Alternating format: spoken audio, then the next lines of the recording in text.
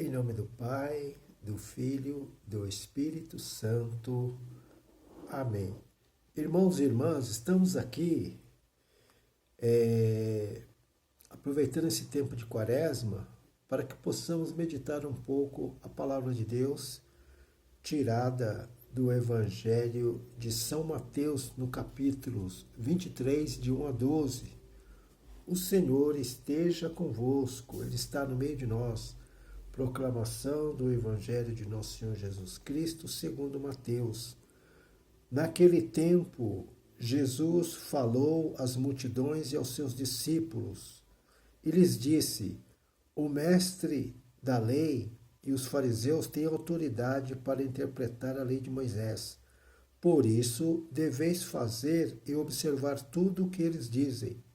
Mas não imiteis suas ações, pois eles falam e não praticam. Amarram pesados fardos e os colocam nos ombros dos outros, mas eles mesmos não estão dispostos a movê-los, nem sequer com o dedo.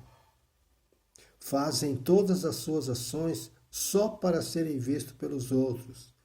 Eles usam faixas largas com trechos da Escritura na testa e nos braços e põem na roupa longas franjas. Gostam de lugar de honra, dos banquetes e dos primeiros lugares nas sinagogas. Gostam de ser cumprimentados nas praças públicas e de serem chamados de mestre. Quanto a vós, nunca vos deixeis chamar de mestre, pois um só é vosso mestre, e todos vós sois irmãos. Na terra não chameis a ninguém de pai, pois um só é vosso Pai, aquele que está nos céus. Não deixeis que vos chamem de guia, pois um só é o vosso guia, Cristo. Pelo contrário, o maior dentre vós deve ser aquele que vos serve. Quem se exaltar será humilhado, e quem se humilhar será exaltado.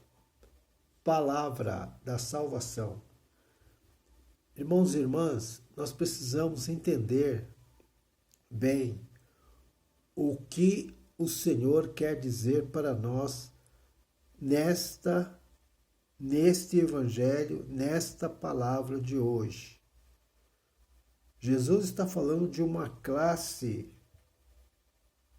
muito importante do seu tempo, os mestres da lei e os fariseus. Olha só o que Jesus fala no início do Evangelho. Eles têm autoridade para interpretar a lei de Moisés. Por isso, deveis fazer e observar tudo o que eles dizem. Mas não imiteis suas ações, pois eles falam e não praticam.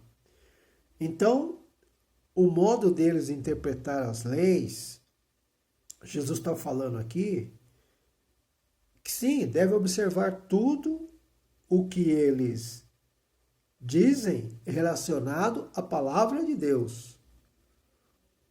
Relacionado à palavra de Deus. Mas não imiteis suas ações, pois eles falam e não praticam. O que quer dizer isso, meus irmãos?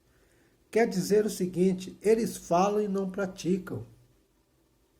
As nossas orações, as nossas súplicas, devem ser fruto daquilo que vivemos. Nós não podemos rezar e falar uma coisa e depois fazer completamente o contrário.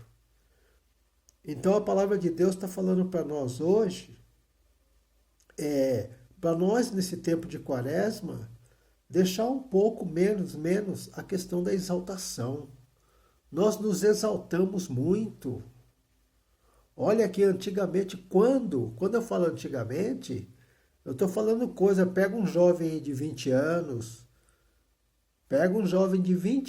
quando a gente fala assim, de 20, 30 anos atrás, você é caduco, você... Então, eu estou pedindo para você pegar um jovem de 20, 30 anos, né? Não é verdade? Quando a gente fala de um jovem de 20, 30 anos, é uma pessoa recente. Mas quando a gente fala de coisas de 20, 30 anos atrás, quando esse jovem nasceu, a gente fala que a gente é ultrapassado. Antigamente ninguém ficava tirando foto de si mesmo. Quando que você tirava foto de si mesmo? Quando você ia tirar, fazer um documento, tirar a chapa do pulmão. Lembra disso?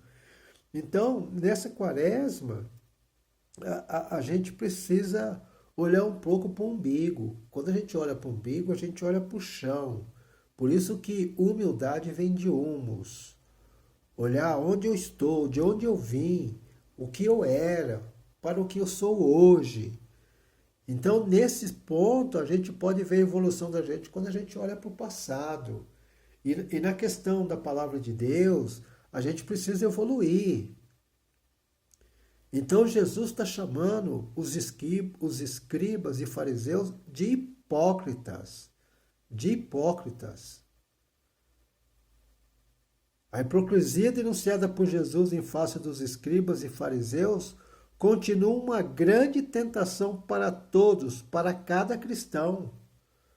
Em outras palavras, o que Jesus está querendo dizer para mim e para você hoje? O que adianta eu ficar sem comer carne 30, 40 dias?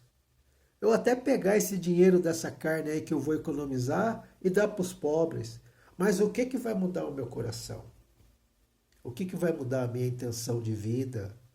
Os meus propósitos de vida? Entendeu? Então, e os fariseus, eles já se achavam pessoa salva. E eles não se misturavam. E eles interpretavam a Bíblia de uma forma que punham pesados fardos nas costas das pessoas. Ah, você está passando isso aí por causa do seu pecado, porque você pecou, porque seu pai e sua mãe pecou. A vida de uma prostituta ou de uma viúva no tempo de Jesus, desses mestres da lei aqui, era muito perturbador. Um jovem não valia nada. Por que o jovem não valia nada? Porque o jovem ele dava prejuízo. Até ele chegar na faixa de idade considerada como maior, era prejuízo. Então, Jesus chama essas pessoas de mesquinha e hipócrita. E não é muito diferente dos tempos de hoje, não. Às vezes, em muitas comunidades, a pessoa chega para batizar a pessoa, ah, mas você participa, ah, você paga dízimo, ah, você faz isso, ah, você faz aquilo. É assim. E o Papa Francisco fala que a gente tem que acolher aquela pessoa, aquela criança, aquele jovem, aquele adulto que precisa do batismo. O batismo tem que ser independente de estar participando. É nessa situação que uma pessoa chega perguntando ou de um batismo, ou de um crisma, ou de um casamento, que você começa a evangelizar a pessoa para trazer para a comunidade, para trazer para a igreja, e não fazer um proselitismo. Os fariseus no tempo de Jesus, eles faziam de um tudo para converter as pessoas, e quando as pessoas se convertiam, elas se tornavam pior do que eles, merecedoras do inferno. Entendeu? Então, era um partido contrário, eram pessoas letradas, estudadas. Não vou falar aqui que os escribas e fariseus eram advogados, era uma classe, assim, estudadas, só porque eles eram chamados de mestres da lei. E os fariseus, pessoas cultíssimas, pessoas que sabiam quem era Jesus, sabia de onde ele vinha, sabia de toda a ramificação de Jesus, desde Abraão, Isaac e Jacó, mas não deram a mão à palmatória em acolher o Salvador.